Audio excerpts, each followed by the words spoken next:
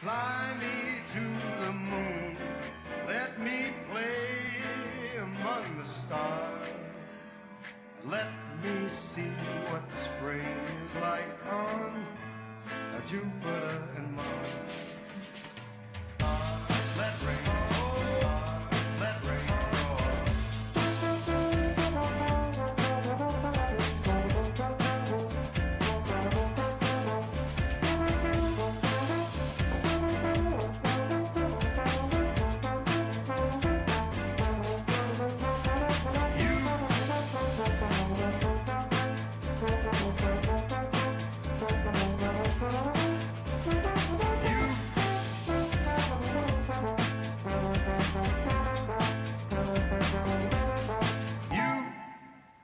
And good afternoon. Welcome to Today at the Races here at Laurel Park on a beautiful Sunday afternoon here. I'm Stan Salter along with Gabby Gaudette. Nice Saturday yesterday. We'll have a nice carryover in the first for the Super High Five. 5 races on the grass here today for our 10-race program. Sunday brunches cooking up there. The mimosas and Bloody Marys are flowing. Lots to get to, but first let's talk about the feature yesterday. It didn't disappoint. The Henry S. Clark Stakes track record performance there by Rose Breyer. Now 3 for 3 here at Laurel Park, trained by Jane Sibeli. Trevor McCarthy with the tour de force on Rose Breyer. Absolutely loves the grass here at Laurel Park. And you can't even really see, because the past performances go for, a certain amount of races, but Trevor McCarthy has ridden that horse several times actually and had several wins, maybe 4 or 5 wins on this horse, and he said in the post-stakes interview that this horse is quickly becoming one of his favorite horses to ride. He was very excited after the during the post-stakes interview. You can see this horse just find a whole new wind there at the top of the stretch. It looked like horses were coming to him. He found another gear and really, really was strong, and a strong runner-up performance there from Golden Saber, a horse who really turned the tables there for newly trained by Grand Motion, and a big run even from Flash Phelps. It looked like maybe he needed a race off the layoff, but I'm looking forward to several of those horses coming back second off the layoff. Yeah, you said it. Maybe Flash Phelps needed a race off the layoff. He's 5. It was his first race this year. Rose Breyer's a veteran 7-year-old turf campaigner who's made a bunch of money and has had a race under his belt down at Gulfstream. And same story for Golden Saber, a 6-year-old for Grand Motion, had a race down there at Tampa. So I think a very impressive performance by Flash Phelps, and of course the 1-2 finishers. You had the cold Rose Breyer Golden Saber, $47 exact. A nice pick there in yesterday's stake. I knew there was something more to Golden Saber, especially some of the workouts he was showing up at Fair Hill, so it's good to see him kind of turn things around, but still a really solid performance from the winner. So overall, a really fun day yesterday. We did see the Rainbow Six was hit, and we also saw that the Pick 5, they bet a lot of money into it yesterday. We had a little carryover, or big carryover, over $7,000 in that Pick 5, and they tackled both of them, but we do have some other carryovers today. Yeah, and then the Pick 5, it paid $1,100 yesterday. Pick 6 paid $7,200 yesterday. And there's the carryover we have for you here today in the first race in the Super High 5, a little over 2,300. 8-horse field. I think it's a playable, hittable race for that carryover. 2,300 in the opener for the rolling Super High 5s. We'll have Super High 5s in each race. Our Pick 6, no carryover today. They hit it yesterday. Pick 6 will start in race 5. Gabby will have a ticket. And our Pick 5, no carryover, but still that industry low 12% takeout in the Pick 5. I have a ticket for that. That will start in race 6. Thanks to our TV crew there for pulling the replay of the Henry S. Clark Stakes yesterday. Let's get to the action here. Well, let's take a look at our leading jockey and trainers here as we, let's take a look at our beautiful track conditions first here. Fast and firm. Let's take a look at that. There's the picture of our turf course. Will be on the Fort Marcy and the Kelso today, same as yesterday. And the turf started out as good yesterday. It switched to firm. It was firm for the Henry S. Clark, according to Equibase.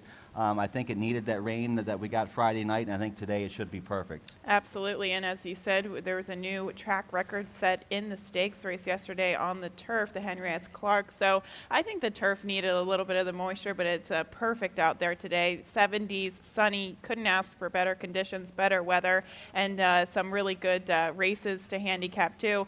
I'm really into the pick 6 and the pick 5 today, so I'm excited to get to that. But first, let's get to those jockey trainer stats as we see, Kieran McGee continue the win streak, and even Trevor McCarthy as well. Yeah, Trevor with a win in the stake yesterday. Kieran McGee, a good day yesterday. He had a couple wins with Fergal Lynch, who's really picking up steam. Let's take a look at the leading. There's our leading jockeys. Trevor McCarthy winning the Henry S. Clark Stakes yesterday. He's 4 in front of Victor Carrasco. Carrasco had a 2-win day yesterday. Horacio Caramano's there in third. Javion Toledo, he's Big back. gap between second and third. Yeah, there is. Yeah, McCarthy and Carrasco, they've separated themselves from the pack. That'll be an interesting jockeys race down to the final weekend, Kentucky Derby weekend here at Laurel Park. Javion Toledo, he's back aboard in the saddle today. Then Lane Luzzy holding steady there in 5th in a tough jockey colony. Let's take a look at the leading trainer standings. Kieran McGee, he's found a go-to jockey, I think, here in Fergal Lynch. And he has 27 victories atop the 22 victories for trainer Claudio Gonzalez. And we can see Kieran McGee with a couple winners on yesterday's program starting to separate himself there as leading trainer. We see Jamie Ness with 18 and kind of close there between Jamie Ness and Mike Trombetta, Mary Epler and Hugh McMahon capping off the leading trainers. We saw Mary Epler bring out Paige McKenney, the old resolute Paige McKenney yesterday at Charlestown, and that horse is just simply a check getter. I saw a tweet on Twitter just saying that, I'd be fully confident in putting all of my paycheck on this horse every time he runs to at least a show bet, so he is very consistent. He certainly is. Blue-collar horse, trains at Pimlico for Mary Epler. She's done a phenomenal job with him. Good second to a guy named Pletcher, who wins a lot of stake races apparently. So they get a real nice paycheck for being second in that race, and hopefully he comes back good, and we'll see him on Black-Eyed Susan Day at Pimlico in the Grade 3 Pimlico Special. Let's hope so. But that said, Stan, we've got 10 races to tackle, 10 very good races to tackle. That said, so shall we get it started here? We do have a Super High 5 carryover, previously mentioned, over $2,300, and you took a stab at the ticket there for the first race. Yeah, it's a low 15% takeout, $1 minimum play for the rolling Super High 5s, and a nice carryover here in the first. I'm going to use the 5, Coppin' Out from the Dove Houghton Barn, Laurel Glazier aboard 3-1 here on the 5, Coppin' Out, over the 3-4, over 2-3-4-6, over the 2-3-4-6-7, and then 2-3-4-6-7-8 down there for the bottom spot. An affordable $54 play there for the Super High 5. It's a nice carryover, $2,300, and this is the formula we've seen time and time again. Nice carryover, small field. They're really going to go after it and dump a bunch of money, I think, into the Super High 5 here for race 1. I agree with you, and I like your key horse there on the top spot, the 5, Coppin' Out. You and I both agree on this horse. Again, going 5.5 furlongs on the main track. I like the fact that he's shown the ability to close, and I think he should be able to get that kind of setup today. We have a couple horses who should show early speed, like the 2 Brits Fortune, even Annie's Revenge. Some horses who've never tried a main track before have speed on the turf. They could easily show speed on the main track today. So I like the fact that, again, she's a little bit versatile where she can close from off the pace at the sprint distance. Yeah, exactly. It was an improvement last time when they put the blinkers on there for the maiden 20. A little bit of a drop down here today to the maiden 16, and you said it. I think she's going to get the perfect setup in here. The 2, 3, even the 4 and the 6 have some speed. So Laurel Glazier, we've seen her. She likes to come from off the pace. She's always riding hard at the end. And the Dove Houghton Barn going well. They had a couple wins a few weeks ago. They claimed a nice horse, Golden Rings, yesterday. So the Dove Houghton Barn is live, and that's my top pick here. The 3, Annie's Revenge, Fergal Lynch riding for his brother here. This is one of the speedball horses. A big drop from that maiden special weight last time. Big drop, and he has faced some pretty solid contenders in the past. Momenta Dior last time out. The only reason why I kind of went against her was because she could potentially be caught in the middle of kind of a pace battle. We have Brits Fortune just to her inside, and we have horses like Flashtastic, Flame of My Heart to her outside, so she could kind of get bumped around in between, but she does have the credentials on the drop-in class. I went with a horse who kind of has that outside speed, the 6, Flame of My Heart, for trainer Donald Barr. This is another horse who's getting a significant class relief. She was a beaten favorite last time out, and it was, it was kind of scary, the fact that she put in such a subpar performance after some of her previous 2 races races. But I do think that this is her preferred distance, and they're finally finding the right class company. Yeah, you wonder what happened to her after that debut effort. A real strong second for maiden 40. The filly that was third, Frisian Flyer, came back to win. And then since then, the last two starts, she's kind of fallen apart. The best hops to drop, and that's what Donnie Barr is doing here. And now Cortez, he can get a long shot home. So good pick there. And second, as we move on to race 2, our first of 5 grass races this afternoon. Race 2 kicks off our early pick 4. 3 pick 4s this afternoon. Race 2, we're on the Kelso turf course, rails at 35 feet. Maiden 25. Filly mares 3 and up. And my top pick in here, number 5, She's All Love, 3-year-old daughter of Langford here for the Tim Woolley barn, who's 43% from a 7-horse sample, getting horses on the grass for the first time. Alex Centron with that big 5-win day a couple days ago here at Laurel Park. Centron's aboard this filly. She's a half to Ornelia, who made $157,000, had a couple wins on the grass.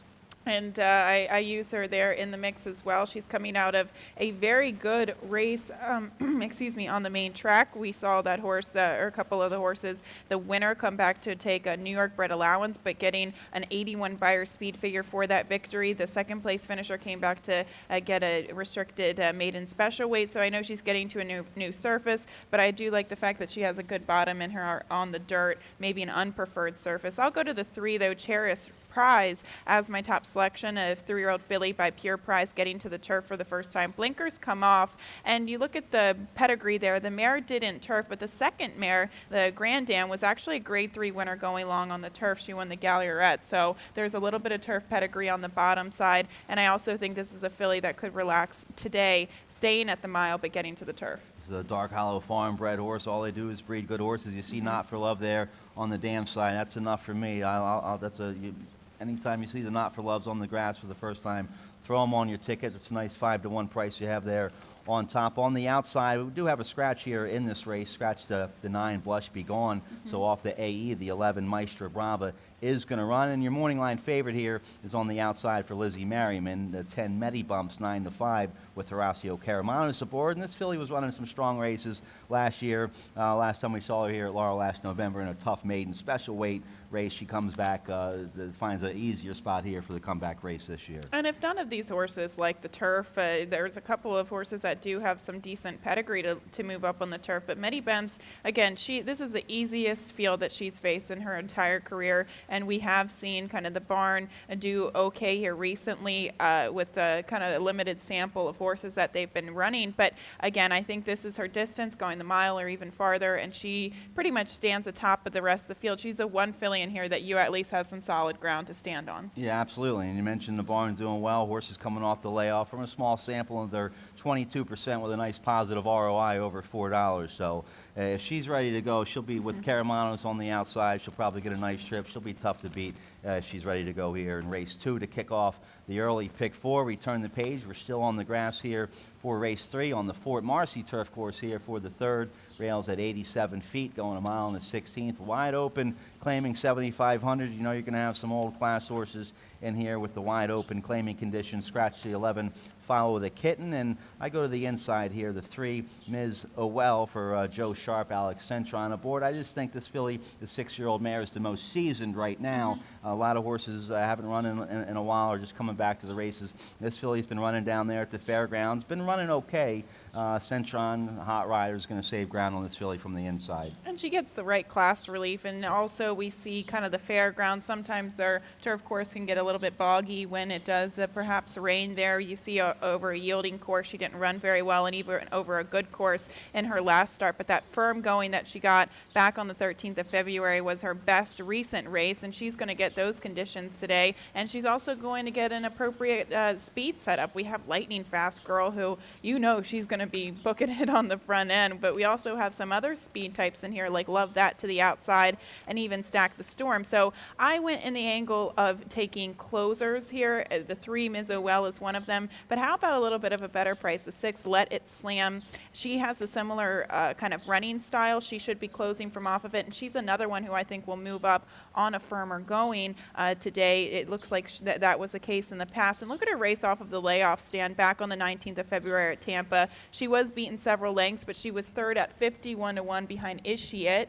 who came back to win here locally for Jamie Ness. So I think there's a little bit of class in her back races. And you get Angel Serpa aboard. It's a nice price. Angel Serpa winning on a nice price yesterday for Ann Merriman, 18-1 shot yesterday. And this Your horse, call, Uncle Tito. Yeah, Uncle Tito was ready to roll off the layoff, and I like an Ann Merriman horse later today too. The 6-year-old mare, she's 8 for 16 in the money with 3 wins on the grass, so that's a good pick there. Nice 8-1 price there for your top pick. I'll go with the 9 in my exacta, the 9 Fergal Lynch aboard for Kieran McGee, the Hot Connections.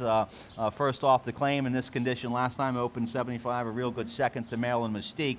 I'm going to go with the Hot Connections here on the outside. Love that at 7-2. Okay, I'll round it out with the 10 Stack the Storm, who does have that outside speed, and she was pretty sharp. She almost stole it last time out when they decided to go to the lead. I didn't really know where the early speed came from, but if they kind of use that same approach or even just stalk behind some of the faster horses that might run off on the front end, like the one Lightning Fast Girl, she could get that appropriate setup too. And then she gets Javion Toledo back in the saddle. He'll be ready to roll. One of our top riders here. Toledo back aboard today. He's on the 10, Stack the Storm on the Fort Marcy there for race 3. We turn the page here. Race 4 kicks off our second pick 4 of the afternoon. 6 furlongs on the main track, claiming 25,000 3-year-olds and upward. And this is like an allowance race. Our 2 other thens are optional 25. So essentially, you have some real nice old class horses in here. A wide open claimer here. I'm going to go with the 3 Orbit. Nick Juarez aboard for Hugh McMahon. Nick Juarez found the winner's circle a couple of days ago since being back up here from Gulfstream. This horse was in very good form around here. Won the 2 races in a row up there at Penn National for Hugh McMahon. Then won a very, very tough 2 other than allowance condition here, going wire to wire. That 3 other than condition, beaten 10 lengths in there. That was a very, very tough race. Negrito, DC Dancer, Dynamic Strike, a very tough race. Dropping back down to a level I think this horse can be very tough at. And you look at the pace scenario too. Orbit's pretty fast, and I think he might give Queequeg a run for his money down on the inside. That's why I went against, because Queequeg is actually the morning line favorite, but I think that's a tricky position from that inside post at 6 furlongs. He's going to get hounded the entire way by Orbit. So I went in a different approach, thinking that the 7 Never Stop Looking is going to turn the tables on Orbit than he did 2 starts back. I know he was beaten several lengths there at 6 furlongs against 2 other than allowance company, but he was bumped at the start, didn't get off to a great going, and he had kind of the rest of the field spotted by several lengths. That said, Orbit went out on the front end and was uncontested going gate to wire. I think the pace scenario kind of is much, much different today. Whether or not he's good enough is the biggest question, but I'll take a shot at a little bit of a price. He's a beaten favorite last time for 15, but this is an old classy horse. He's got the back numbers here. He got an 88 Beyer speed figure, getting beat a lip for 25,000 back in January. So, and I like the cutback from the route to sprint. Yeah, I don't think he's good at the mile. Honestly, I think he's better at 3/4 or even 7 furlongs at kind of the sprint distances. Yeah, and Claudio Gonzalez, he's a solid 14% from a large sampling there with the route to sprint angle, and Carrasco with a 2-win day yesterday. I'm going to go with the old class horse. You like him too, Javier, winner of the Grade 3 General George back in 2013. I know that was 3 years ago, but the 7-year-old still competitive. Cal Lynch puts the blinkers back on here today. Fergal Lynch aboard and a decent 4th last time in a very, very tough 2 other than. It was won by double whammy, that race going a mile. Now we cut back here to the sprint, and Cal Lynch is 19% with that move. He's a 5-time winner at this distance. He got his best of career Beyer speed figure here locally, a 97 Beyer speed figure. And yes, he's probably not the same horse as he used to be.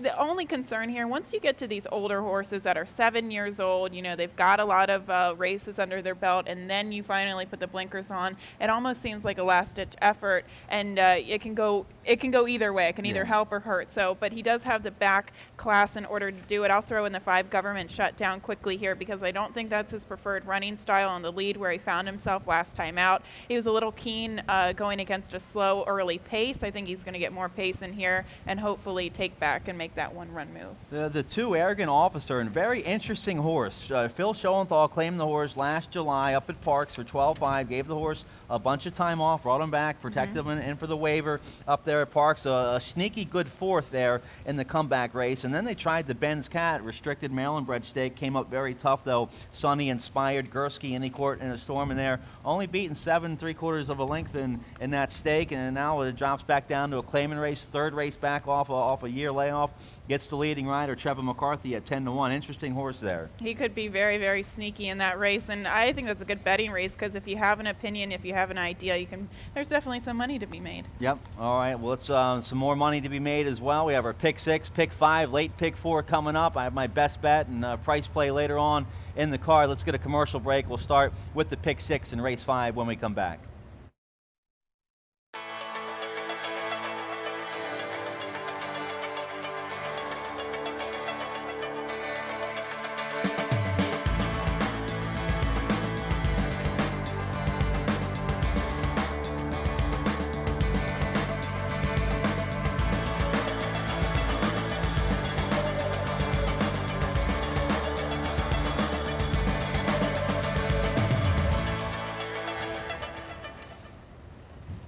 Welcome back. Today at the race is here at Laurel Park. A beautiful Sunday afternoon. 72, 73, nice little breeze. Sunday brunch is going.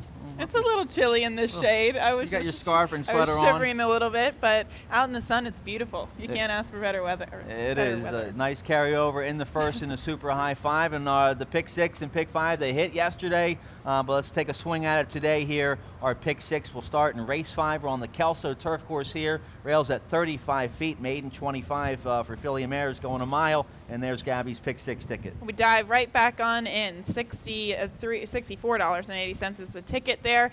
2, 7, 10 to kick us off here using the favorite. 2 is Spring Mountain Mist. I also like the 7 Sweet Curls, my top selection, and the 10 April Fools for trainer Tom Proctor. As we move along to race 6 using 3 horses in both races 6 and 7, dwindling the ticket down there in race 8 on today's card, and using 3 horses there in race 9, capping it off with the heavy favorite, the 9 Better Way, but backing myself up with the Kieran McGee runner, the 2 Becky Kecky. I think the race really does boil down between those 2 runners, so hopefully we can get there to the last couple of races. But in race 8, again, using the 3 and the 7, I really like Akina and I really like Forest Fun, so I'm throwing out the favorite, Scuba Sue, and hopefully taking this thing down. I like your strategy there in race 8. I have the same strategy. I'm not on the 11, the favorite there in race 8. I just have the 3 and 7 on my pick 5 ticket as well. And I like the 9 Better Way, my best bet there in race 10.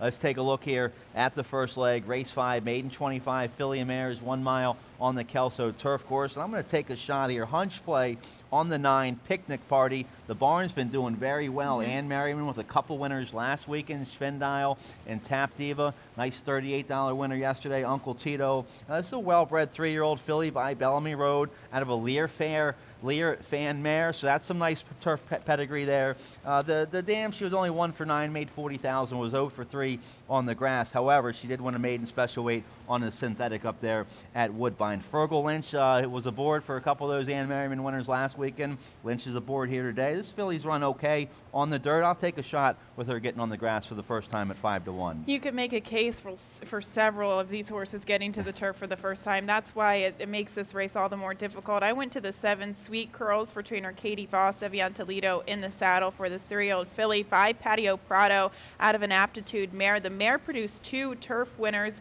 including DK's Brigantia. We saw that mare actually run locally, and she does very well on the turf. She actually ran well on both the surfaces, the turf and the dirt. And Vente Latte was another one that she's kin to who won on the turf as well. So the blinkers do go on. I know she's coming out of cheaper races, but I thought she had one of the better pedigrees. You see Patio Prado in the bloodline, so I'm going to take a shot with her. You have to respect the 2 Spring Mountain Mist, though. First off, the claim for Wayne Potts, although I'm not so sure she wants to go a mile or even farther than that. It looked like she could go from the inside and she could gain some confidence and maybe dictating in this race, but I think she's a little bit untrustworthy here. I try to beat her as well. She's going to get a lot of money bet on her down there on the inside. I try to beat her with the 9, but you jogged my memory there with the 7 Sweet Curls, the DK's Britannia, that was a Tim Keefe winner, right? And Yeah. she won first time blinkers on Yep. at a big price Long shot. last fall. So a nice 10-1 shot there with Toledo aboard. And, yeah, my thinking is the same thing here with the 2 Spring Mountain Miss. She should have a lot of speed down there on the inside with Victor Carrasco aboard. Carrasco's going to save all the ground. Wayne Potts just claimed this horse off Billy Mott down there late March at Gulfstream. So some question marks how she's going to do up here in Maryland. I throw her in the exacta though. You use it for Cool Canai in there for Tony Pecoraro. I opt for the 10 April Fools here for Tom Proctor. This is a 3-year-old filly by Sky Mesa. It is a first foal for the mare, and the barn does well with kind of these moves. The second dam was actually a very successful turf sprinter. So again, there's not a whole lot of solid ground to stand on the majority of these horses. That's why if you have an idea to try to beat the favorite in here, I think the favorite's going to go off as a pretty heavy favorite because she has some legitimate turf races. All right, some good value in the first leg of the pick 6. Gabby has a 10-1 shot on top. I have a 5-1 shot. Let's turn the page and take a look at the pick 5. No carryover in today's pick 5. They hit it yesterday, but always that very popular industry 12% low takeout on the pick 5, starting here in race 6 on the Fort Marcy turf course, rails at 87 feet. And there's my pick 5 ticket. I'm going to go deep in these first 2 legs. I'm pretty confident about the last 3 legs. Hopefully I'm live after these first couple legs. I'm going to go 6 deep here in a wide open race 6. Scratch the 1 here in race 6, and that's going to draw in off the AE, the 11 Synergist. 11 does run in race 6, but I'm going to use 2, 3, 5, 6, 8, 10 there in race 6, going 5 deep in race 7, 1, 2, 3, 4, 7. I have the same 2 horses as Gabby does in race 8, 3 and 7, race 9, 6 and 9 in there.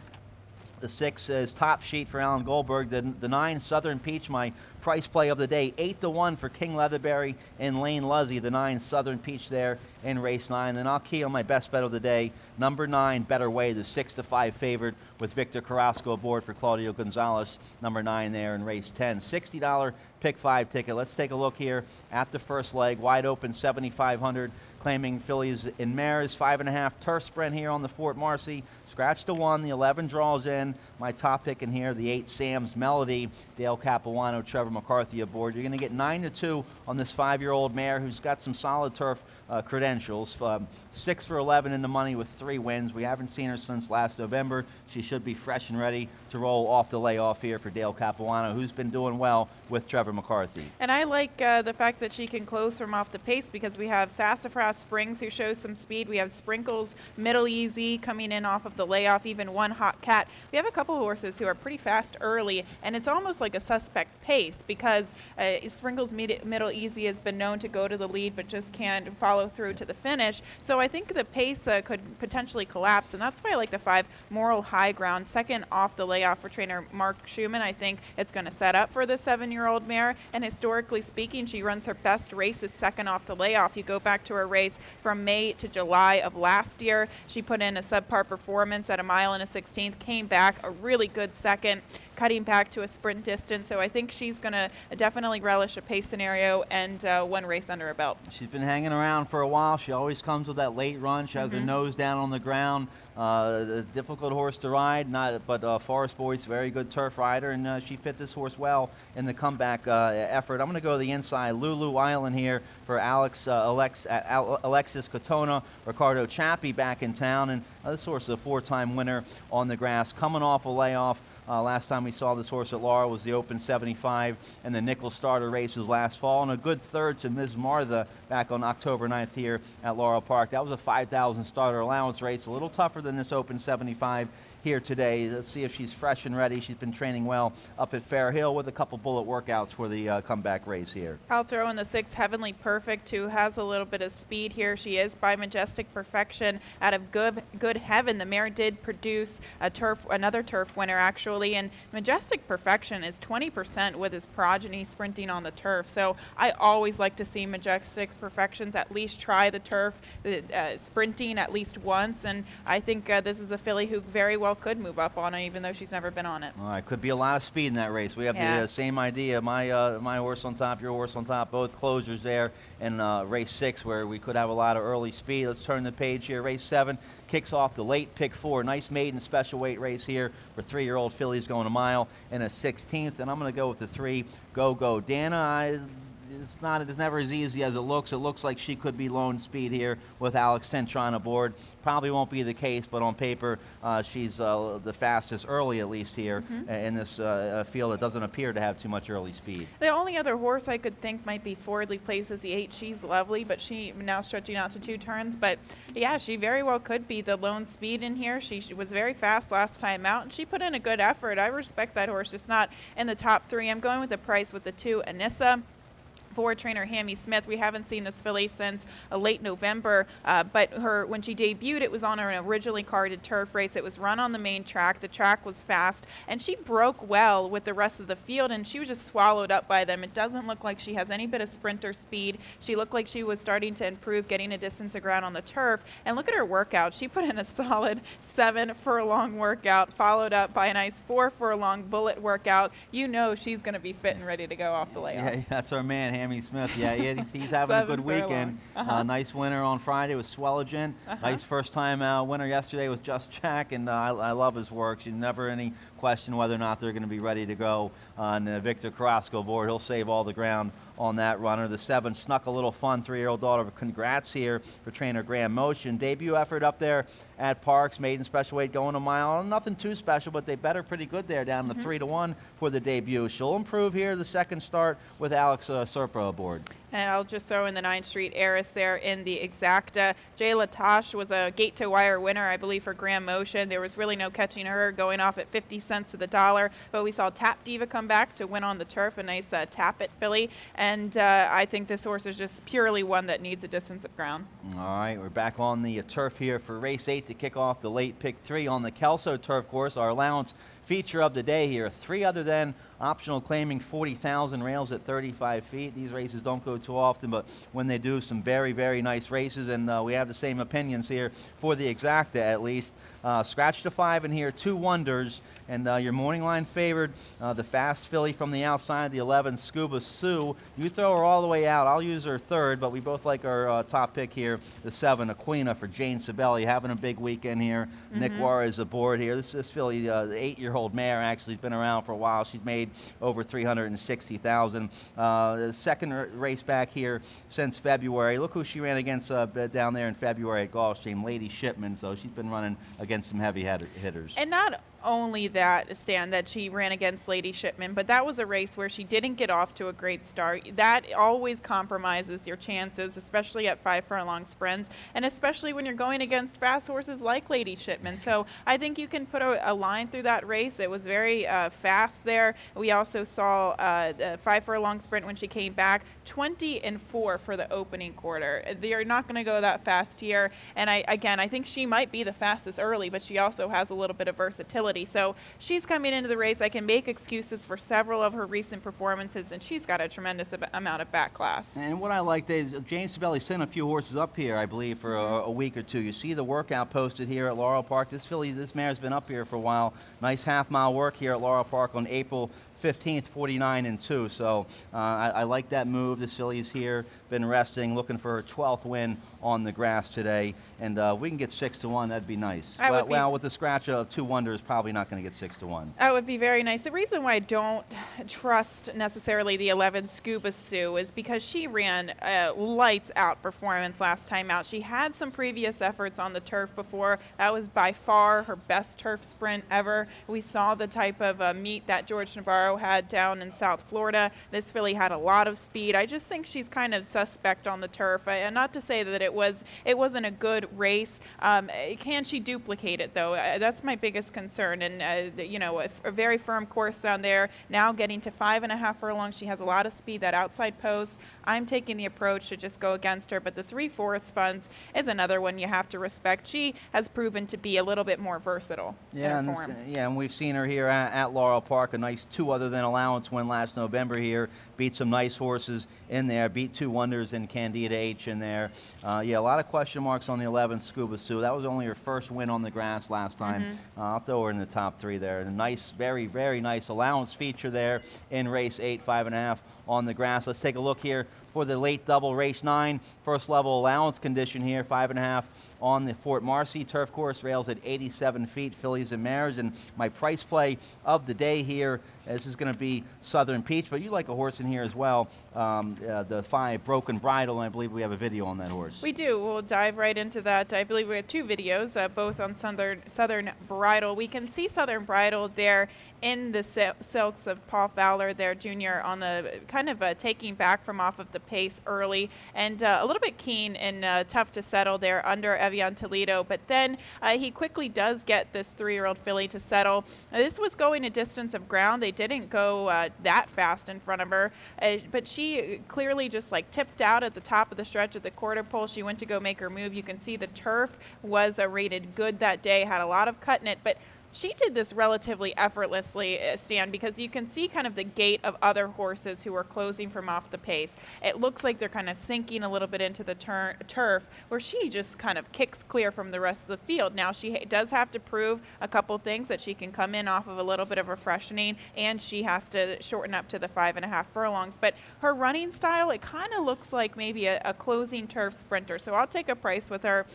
Nick Juarez in the saddle today for Gary Capuano. She just seems kind of sneaky good the way that she has showed the ability to relax. We also have a replay here of the 14 Southern Peach, your price play of the day. Yeah, she's 8-1, number 9 today, Southern Peach, but she broke from the 14 hole this day back on October 24th. A real good second.